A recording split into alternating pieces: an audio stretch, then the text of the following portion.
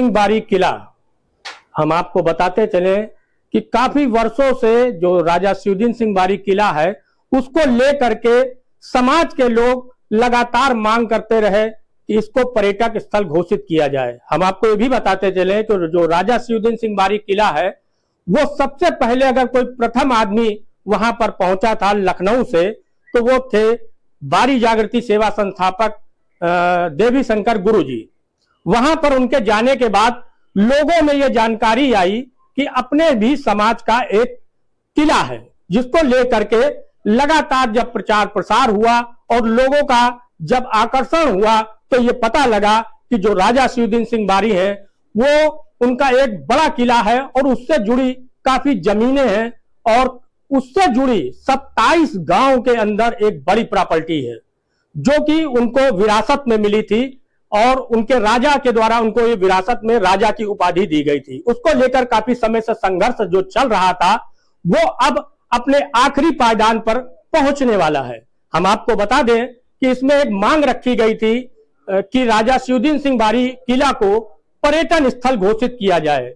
जब से बारी समाज में सत्येंद्र बारी का आगमन हुआ और उनके जानकारी में यह मामला संज्ञान में आया, वो लगातार प्रयास कर रहे थे, लगातार वो पर्यटन स्थल को और मुख्यमंत्री योगी आदित्यनाथ जी को और लगातार इससे संबंधित जिला अधिकारी हो लगातार वार्तालाप कर रहे थे, जिसका परिणाम आज निकल के आया है। एक बड़ी खुशी की लहर बारी समाज में देखने को मिलेगी।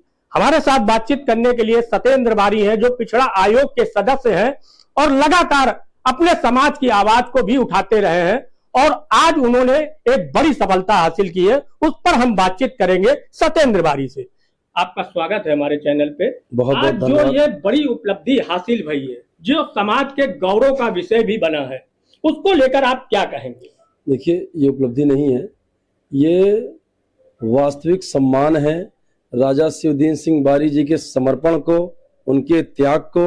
उन्होंने जो राष्ट्र हित के लिए अपना सर्वस्व न्यौछावर कर दिया, सरकार द्वारा उनकी भूमिका को यथोचित सम्मान देने में एक पहल है। इस मामले को लेकर लगातार देखा गया है कि समाज में एक निराशा उपलब्ध थी। तमाम सामाजिक संगठनों ने तमाम लेटर जारी किए, कहीं पर लाभ नहीं मिल पाया, न सरकार तक वो बात पहुंच पाई। आखिर ये संभव कैसे हुआ कि आपके जरिए लाभ पहुंच गया? शायद ईश्वर ने मुझे चुना, पूर्वजों ने मुझे चुना, इस पवित्र काम के लिए मुझे एक माध्यम बनाया और कहीं ना कहीं माता पिता जी को मैं हृदय से आभार व्यक्त करूंगा, अपनी माँ को आभार व्यक्त करूंगा कि उन्होंने मुझे अच्छी शिक्षा दी। मैंने MBA किया है और BHU से पास आउट हूं मैं। और शिक्षा के बल पर ही आपको बताना चाहता हूं, एक शिक्षित व्यक्ति हर क्षेत्र में पारंगत होता है और बेहतर काम कर पाता है, मुझे ऐसा प्रतीत होता है। जब मैं राज्य पिछड़ा वर्ग आयोग के पद पर आया और मैंने अपने दायित्वों को समझा, अपने कर्तव्यों को समझा, मुझे लगा ऐसे काम जो वर्षों से लंबित हैं, जिन पर कोई ध्यान नहीं दे रहा है, जिन पर केवल झूठी राजनीति की जा रही है। हमारे समाज में कई ऐसे नेता भी हैं जिन्हें करना कुछ नहीं है, बस कर रहा हूं, ऐसा मिथ्या भाव बताना है। लेकिन इससे ऊपर हटकर, ताकि समाज में नेताओं की एक अच्छी छवि जाए, लोग यह ना सोचे नेता केवल कहते हैं, नेता करके भी दिखाते हैं।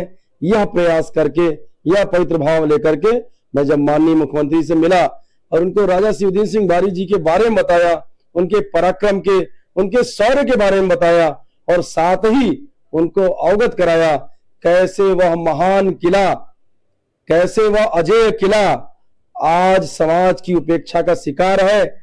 आज वो माफियाओं द्वारा जगह जगह उनकी जमीन को, उस किले को तोड़ करके कब्जा करने का कार्य किया जा रहा है।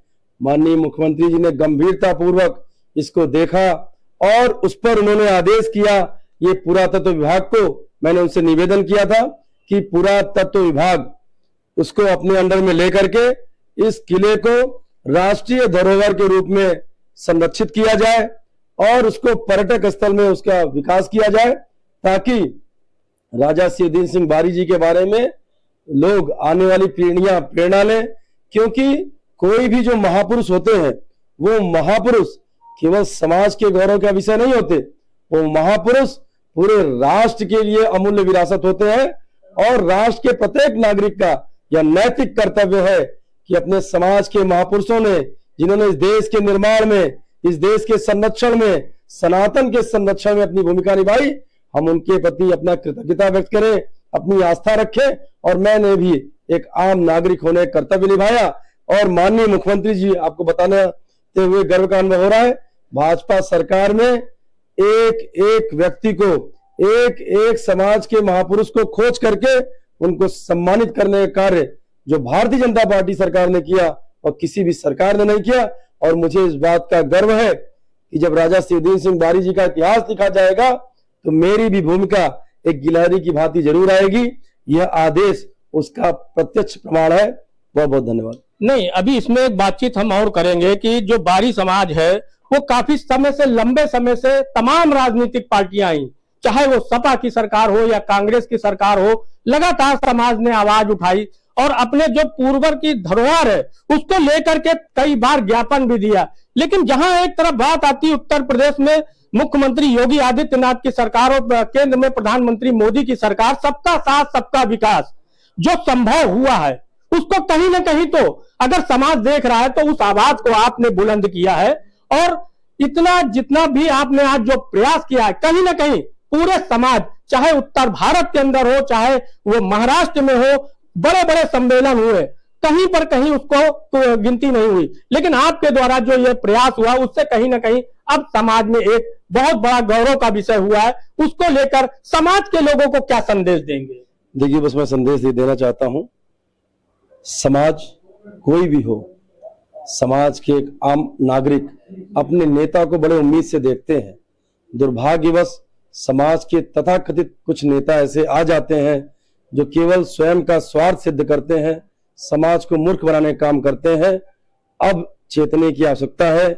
समाज भी चेत गया है और मैं भी उस समाज का एक पार्ट था, एक हिस्सा था। मैंने देखा समाज के तथाकथित कुछ नेता केवल झूठा आश्वासन देकर एक समाज के बहुत बड़े वर्ग को भ्रमित करने का काम कर रहे हैं। मैंने मन में संकल्प लिया, अगर मुझे अवसर मिलेगा मैं ऐसा नहीं करूंगा। लगातार इसी बात को मन में लेकर के मैं लगातार प्रयास कर रहा हूं। समाज के हित के लिए अपने कर्तव्यों को समझते हुए जहां भी संघर्ष करने की आवश्यकता होगी, अपने समाज के पहचान के लिए, समाज की भूमिका को उसका यथोचित सम्मान मिले, राजा शिवदीन सिंह बारी जी का भव्य किला संरक्षित हो, पर्यटक स्थल में के रूप में वह डेवलप हो, इसके लिए मैं लगातार संघर्ष करता रहा। एक सवाल और है, जो वहां पर वंशज हैं, जो वंशज वहां पर रह रहे हैं, जो इस राजा शिवदीन सिंह बारी के वंशज हैं, उनको क्या स्थान मिलेगा उसमें और उनके लिए उसमें क्या भूमिका होगी, उसका कैसे पता लगेगा? हम प्रयास कर रहे हैं, जैसे अन्य भी किले हैं उनके वंशजों को वहां केयर टेकर के रूप में ऐसा बनाया जाता है और सरकारी सुविधाएं मिलती हैं।